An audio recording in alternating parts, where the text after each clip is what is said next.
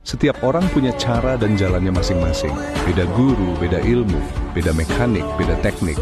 Pengalaman juga nggak pernah sama karena jam terbang kita semua berbeda. Ingat, putih belum tentu bersih dan hitam belum tentu kotor. Jangan terlalu cepat menilai. Aku akan buktikan bahwa pengalaman yang ditempa oleh waktu jauh lebih berharga daripada sekadar gelar pendidikan tinggi.